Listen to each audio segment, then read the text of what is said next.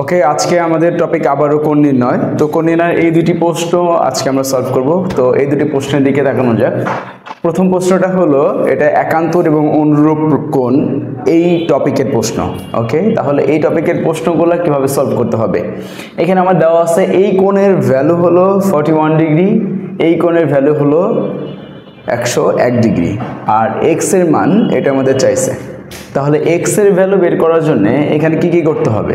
সর্বপ্রথম তাকাইতে হবে এইখানে যে এই এক্স কোণের সাথে এই দুইটা কোণ আছে, এবং দেখো তো এই তিনটা কোণ একটা সরলরেখার উপর অবস্থান করতেছে, রাইট?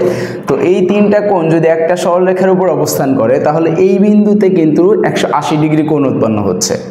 Got it? এই বিন্দুতে 180 ডিগ্রি কোণ উৎপন্ন হচ্ছে। তাহলে এই বিন্দু থেকে যদি এখন আমরা একান্তর অনুরূপ কোণের কনসেপ্ট ইউজ করি, তাহলে দেখা যাবে যে এই কোণের ভ্যালু যদি 41 ডিগ্রি হয়, তাহলে দেখো তো এই রেখা আর এই রেখা, এই দুটা রেখা কিন্তু এখানে সমান্তরাল। তাহলে সমান্তরাল রেখার এইটা হলো ছেদক। তাহলে এই কোণ আর এই কোণ, এই দুটা কোণ কিন্তু একান্তর কোণ, রাইট? তাহলে একান্তর কোণ পরস্পর সমান। তাহলে এই কোণের ভ্যালু কত আসে? 41 ডিগ্রি। ওকে, এখন আসা যাক এই কোণের ক্ষেত্রে। এই কোণের ক্ষেত্রে কি এইটা দেওয়া আছে হলো 101 ডিগ্রি, এখানে দেওয়াই আছে, তো খুব বেশি কষ্টের কাজ নাই। তাহলে 108 ডিগ্রি। তাহলে আমাদের দেখা যাচ্ছে এই বিন্দুতে তিনটা কোণ মিলে হবে হলো 180 ডিগ্রি। দুইটা কোণের ভ্যালু আমরা পাইলাম, এক্স কোণের মান নির্ণয় করব। তাহলে এক্স ডিগ্রি যোগ এক্স যোগ 41 যোগ 101 সমান কত হবে?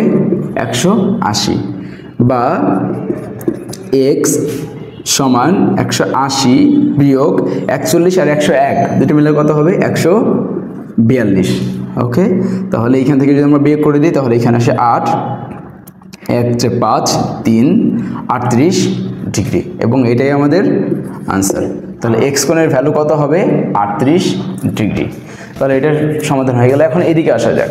এইখানে বলছে কি এক্স কোণের মান নির্ণয় করো, একই অবস্থা, কিন্তু এটার কোন কনসেপ্ট ইউজ করতে হবে? এইখানে দেখা যাচ্ছে আমাদের ত্রিভুজের মধ্যকার বহিস্থ কোণ এবং বিপরীত কোণের কনসেপ্ট।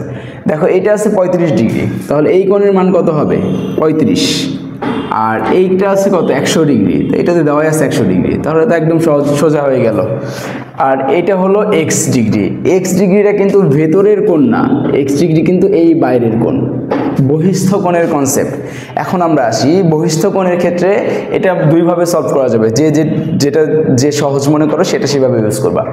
তাহলে আমরা জানি বহিস্থ কোণ অর্থাৎ ত্রিভুজের বাইরের কোনো কোণ সমান লিখতে পারবো ত্রিভুজের অন্তঃস্থ অপর দুই কোণের সমষ্টি। তাহলে এই দুইটা কোণের মান যা আছে এটা কিন্তু অন্তঃস্থ কোণ, মানে ভেতরের দুইটা কোণ। এই কোণ সমান লিখতে পারবো ভেতরের এই দুইটা কোণের সমষ্টির সমান, অর্থাৎ এক্স সমান এই 35 যোগ 100 সমান কত হইল? 135 ডিগ্রি। তাহলে বহিস্থ কোণের সমান ত্রিভুজের অন্তঃস্থ অপর দুই কোণের সমষ্টি 135 ডিগ্রি, এটা কিন্তু অ্যান্সার। এখন আসি বিকল্প পদ্ধতি। বিকল্প পদ্ধতিতে কিভাবে করব, কিভাবে করা যায় এটা? বিকল্প হলো এইটা হলো এক্স ডিগ্রি, এই ভেতরের কোণটা আমরা বের করতে পারবো। তাহলে ত্রিভুজের তিন কোণের সমষ্টি কত? 180 ডিগ্রি। তাহলে এই দুইটা মিলে যদি হয় 135, তাহলে এই কোণের ভ্যালুটা কত হবে আগে বের করি। তাহলে 180 থেকে মাইনাস করব 100 আর 35, মানে 135। ওকে, একটু শর্ট করলাম। তাহলে হইল কত এখানে আমাদের? 45 ডিগ্রি। ওকে, তাহলে এইটা যদি হয় 45 ডিগ্রি, এই কোণের ভ্যালু কত? 45 ডিগ্রি। এটা যদি 45 হয় তাহলে এইটার মান কত হবে? এইখানে কি হইল? সরলরেখা, তার মানে 180 ডিগ্রি কোণ উৎপন্ন হয়েছে। 180 থেকে এই 45টা বিয়োগ দিয়ে দিব, তাহলে এক্স কোণের ভ্যালু পাবো। তাহলে এক্স সমান কি? 180 মাইনাস 45 সমান 135 ডিগ্রি। এটাই হলো আনসার। তাহলে এই পদ্ধতিও অ্যাপ্লাই করতে পারো, এটাও অ্যাপ্লাই করতে পারো। এটা অ্যাপ্লাই করার জন্য আমাদের কি করতে হবে? এটা অ্যাপ্লাই করার জন্য দুইটা রুল অ্যাপ্লাই করতে হবে, আর যদি আমরা এইভাবে করি তাহলে একটাতেই হয়ে যাবে। ঠিক আছে, তাহলে এই দুটো সমাধান করা হলে এরপর আমরা পরবর্তী কোণ নির্ণয়ে যেতে পারি।